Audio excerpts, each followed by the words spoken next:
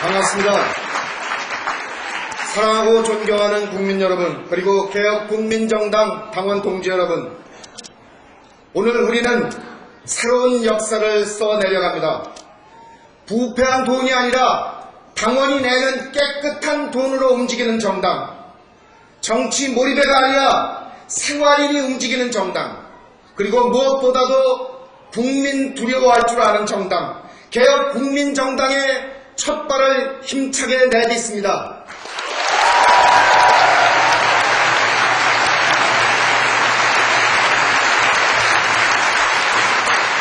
이제 우리는 정치를 술안주 삼아 욕만 하지 않겠습니다.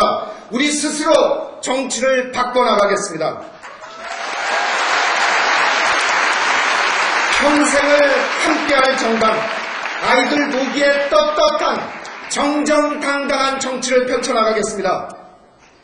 오늘 우리는 전 당원의 직접 투표로 노무현 후보를 우리 당의 연대 후보로 공식 결정했습니다. 여러분 노무현 후보를 진심으로 지지하십니까? 노무현 후보와 함께 수결까지 같이 전진해 나가시겠습니까? 노무현 후보와 함께 민족사 최초로 힘있는 민주정권을 만들어내시겠습니까? 그렇습니다. 우리에게는 노무현 후보를 지지해야 하는 명백한 이유가 있습니다. 그것은 바로 우리의 민족사가 지금 우리에게 노무현 후보를 지지하라고 명령하고 있기 때문입니다.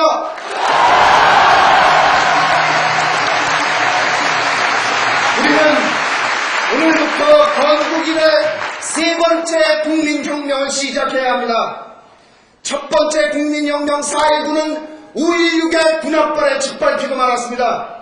두 번째 국민혁명 6월 항쟁은 양김씨의 분열로 완성되지 못했습니다. 이제 우리는 87년 이래 분열과 오역의 수분열을 뚫고 우리 민족의 밝은 미래를 열어가기 위해서 세 번째 국민혁명을 시작해야 합니다.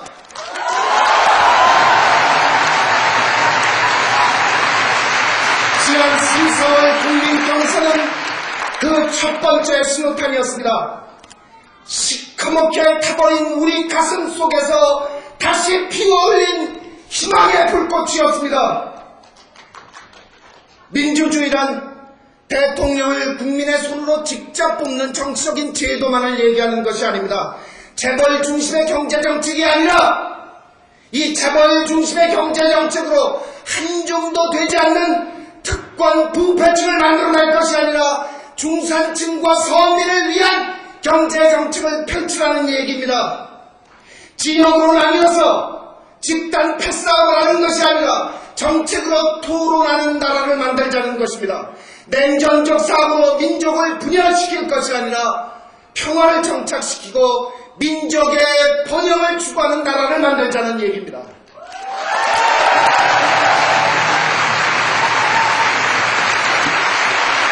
여러분께 여쭤보겠습니다. 이회창 후보가 이런 나라를 만들 수 있습니까?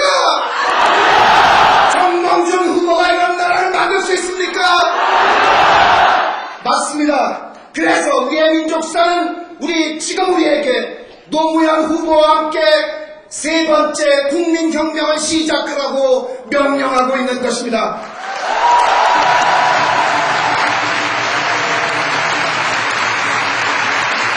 그런데 도대체 이 어찌된 일입니까? 민주화 세력의 법통을 잇고 있다는 민주당, 서민과 중산층의 정당이라는 민주당의 일부 사람들, 심지어 스스로 개혁파라고 주장하는 사람들까지 정몽준을 얘기하고 있고 농담으로 넘어가고 있습니다. 국민이 뽑아준 후보를 중심으로 뭉쳐서 정부한 군사 독재 정권의 찬존 세력과 족벌신문과 맞서 싸워서 끝내 우리 민족사를 바로 세워야 할 사람들이 재벌 세력에 투항하자고 얘기하고 있습니다. 도대체 당신들 뭐하는 사람들입니까?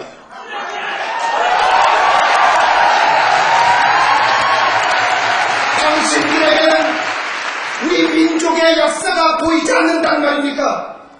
어느 누가 당신들에게 우리 민족의 빛나는 민주화 투쟁력, 역사를 재벌에게 갖다 바치라 했단 말입니까? 당신들 우리 민족의 역사가 두렵지 않습니까? 당신들 정말 민족사 철퇴를 맞아서 그 자리에서 죽고 싶습니까? 좋습니다. 그렇게 자폭하고 말겠다면 그렇게 하십시오. 말리지 않겠습니다. 아니 제발 빨리 나가 자빠지십시오.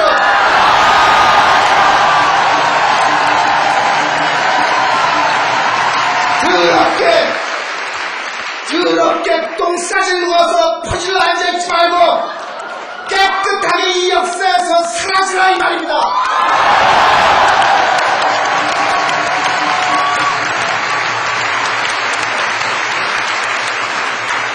국민 여러분, 그리고 당원 동지 여러분, 우리는 잘 알고 있습니다. 71년 대통령 선거에서 박정희 후보가 쓰기 시작한 지역감정 부추기기, 이것이 우리 민족을 얼마나 굼게 해왔는지, 80년 광주와 87년 분열 그리고 90년 3다 합당이 우리 민족을 어떻게 분열시켜왔는지 우리는 너무나 잘 알고 있습니다. 군사 독재와 그들의 잔존세력 그리고 조건신문이 손을 잡고 이 지역감정을 어떻게 악용해왔는지 우리 지긋지긋하게 잘 알고 있습니다. 이 지역감정이 지금 우리 노무현 후보를 흔들고 있다는 건 너무나 잘 알고 있습니다. 노무현이 DJ 양자라고요? 맞습니다. 양자입니다. 그는 DJ의 자산과 부채를 그대로 승계하겠다고 얘기하고 있습니다. 생산적 복지와 남북의 평화 교류 협력 정책은 그대로 이어나간다고 얘기합니다. 그러나 인물과 인사와 부패 정책은, 부패 문제는 반드시 해결하겠다고 얘기하고 있습니다.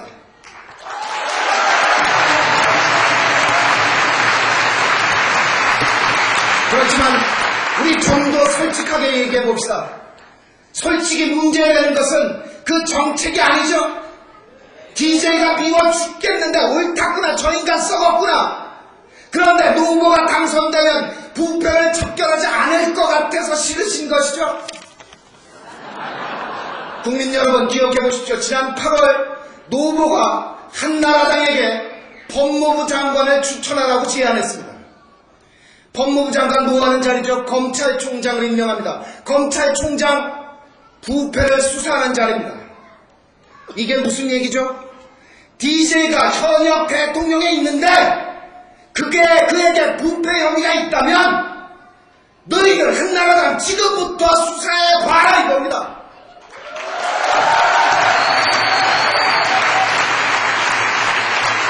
현직 대통령에다 대고 부패를 한나라당 보고 수사하라는 사람이 당선되고 나서 그에게 부패 혐의가 있는데도 그거를 그냥 덮어버릴 것 같습니까? 그렇습니다. 부패는 반드시 척결해야 됩니다. 국민의 정부 부패했습니다. 분명히 비판받아 마땅합니다. 두 아들이 50억 했다는 건데 전두환 노태우씨 7천억 8천억보다 숫자는 적지만 그래도 제 눈에는 50억이 5천억으로 보입니다. 국민 여러분 너무나 속상하시죠? 저 썩어 문드러진 정치판 완전히 갈아엎어버리고 싶으시죠? 그렇게 합시다. 그렇게 해야 합니다.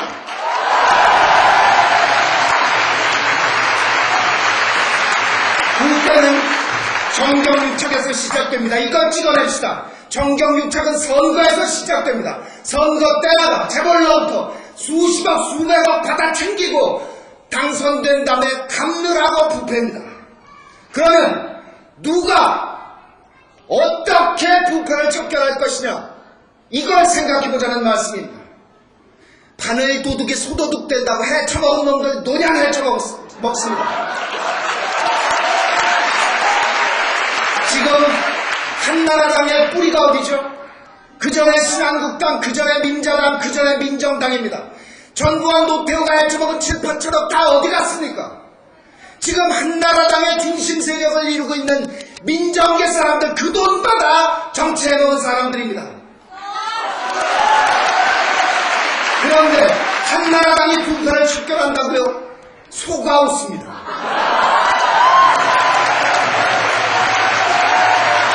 아니면 재벌에게 부패 척결을 부탁해 만들었겠습니까? 정경유착으로 끝내 IMF를 불러들여서 우리 국민을 이렇게 고생시킨 정경유착의 한 본부 재벌 세력이 부패를 척결할 수 있습니까? 개가 없습니다.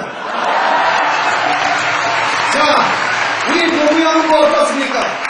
지난 3, 4월 민주당 총선 때부터 지금까지 족보언론이, 족보신문이 까꾸로 매달고 장작으로 훔친 두들겨 팼습니다. 어디 부패형이 단 하나나 나왔습니까? 그렇습니다. 첫째, 누가 부패를 척결할 것이냐? 답입니다. 부패는 과거에 부패한 적이 없었던 사람이 척결할 수 있습니다. 노무현밖에 없습니다.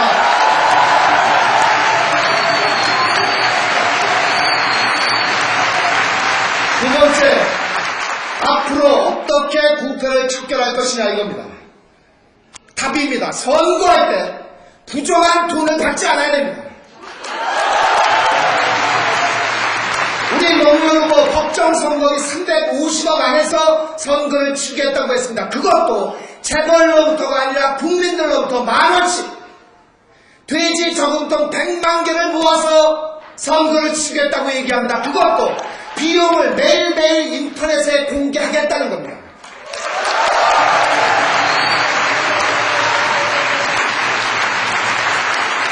사랑하고 존경하는 국민 여러분, 이회창 후보로부터, 정몽준 후보로부터 이런 얘기 들어보신 적이 있으십니까? 도대체 이것보다 더 확실한 약속이 있을 수 있습니까? 원천적으로 노무현 후보는 부정을 척결하는 구체적인 방법을 제시하고 있는 겁니다.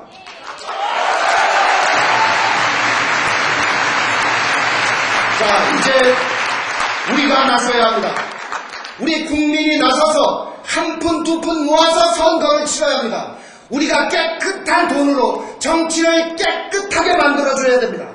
10,000원씩이 아니라 10만원, 20만원씩 냅시다.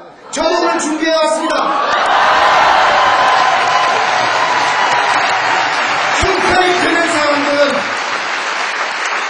좀 여유가 있는 분들은 10,000원이 아니라 100만원씩 좀 냅시다.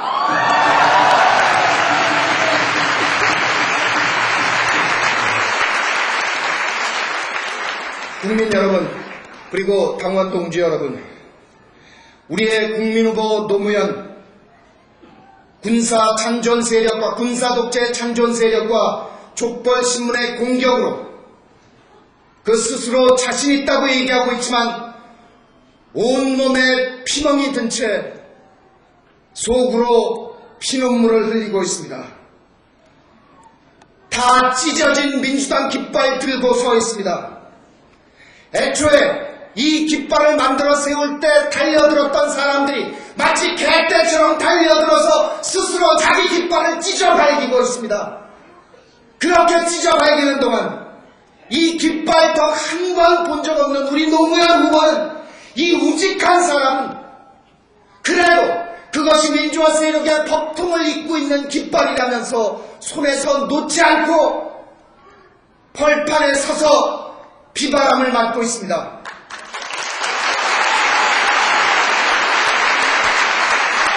그가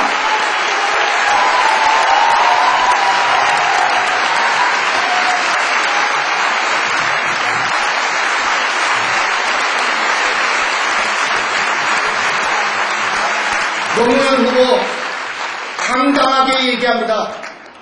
외롭지 않다고 얘기합니다. 그러나 그의 가슴에 흐르는 피눈물을 왜 보지 못하겠습니까? 편안한 길, 비단길 다 마다하고 국민을 위해서 가시밭길을 걸어온 그 사람입니다.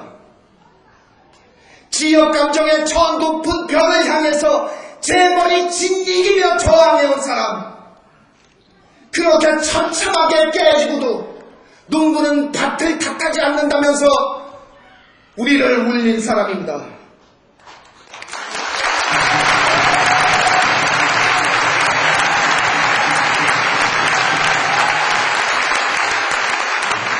국가와 민족의 분열되든 말든 자신들이 집권하겠다고 집권하면 그만이라는 조폭신문들과의 전쟁을 선포하고 그렇게 무참히 짓밟히면서도 끝까지 싸우겠다는 용기 있는 사람, 사법연수가 끝날 때 판사 임명 신청하지 않으면 장인 때문이냐?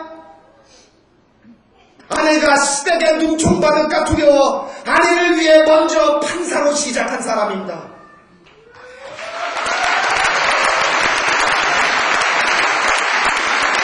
그렇습니다. 대통령이 되기 위해 나라를 버려야 된다면 차라리 대통령을 하지 않겠다고 얘기하는 사람. 지난 3월 16일 광주 경선에서 다 죽은 우리의 가슴에 희망의 불꽃을 피워올려 국민과 함께 부활한 그 사람입니다.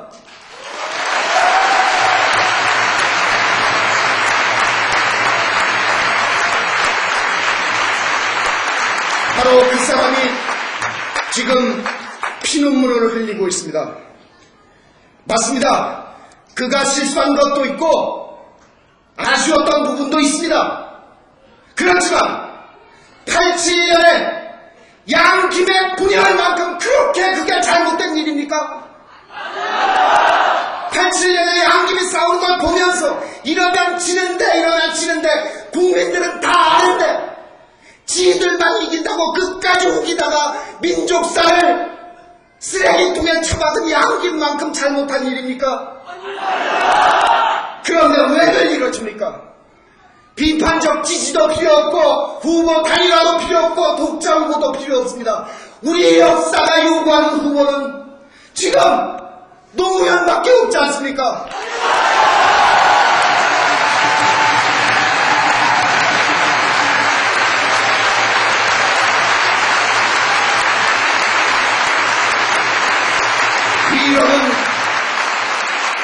우리 윗세대로는 아저씨와 아버지를 설득하고 아래세대로 조카와 동생들을 설득할 사람들이 왜 이렇게 손 놓고 하늘만 쳐다보고 있느냐 이겁니다.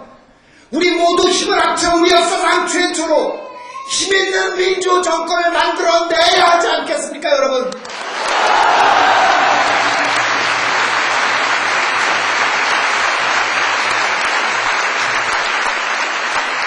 지난 3, 4월 노무현 돌풍은 민족사를 바로 세워야 한다는 사람들과 뭔가 새로운 정치를 바라는 사람들이 뭉쳐서 만들어낸 힘이었습니다.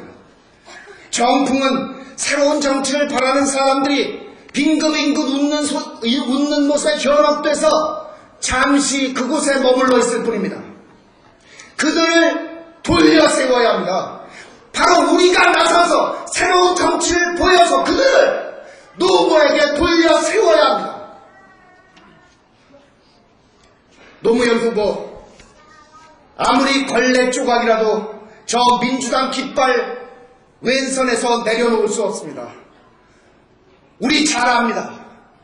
그러면 우리 개혁국민정당이 새롭고 깨끗한 깃발을 만들어 그의 오른손에 들려주고 우리 다 함께 그를 무덤 태워서 전진해 나가야 합니다.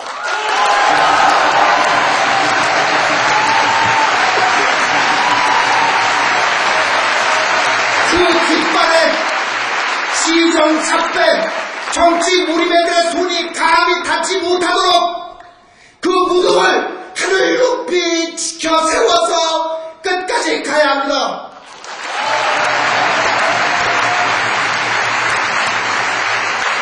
님을 위한 행진곡을 부르면서 애국가를 부르면서 우리 12월 19일까지 힘차게 같이 전진해 나갑시다.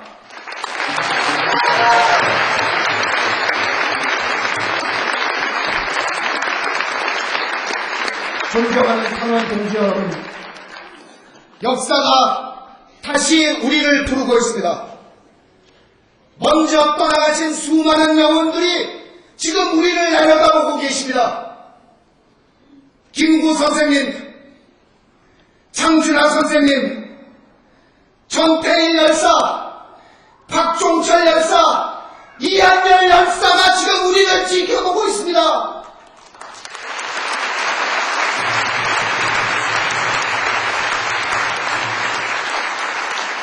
사랑하고 존경하는 국민 여러분, 그리고 당원 동지 여러분, 이번 대통령 선거는 군사 독재 잔존 세력과 우리 민주화 추진 세력의 마지막 대결입니다.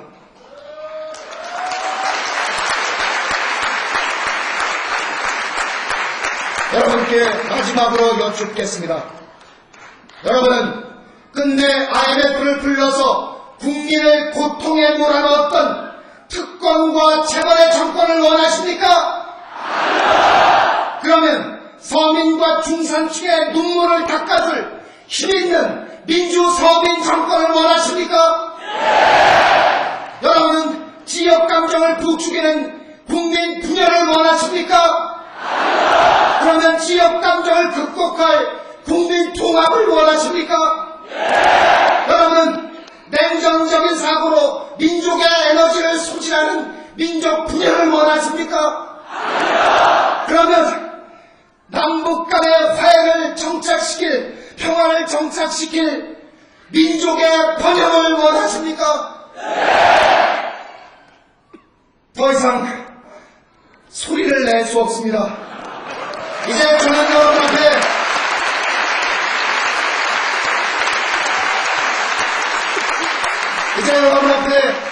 바로 이 사람, 국민 통합과 부패 척결 그리고 민족 번영을 이뤄낼 국민 후보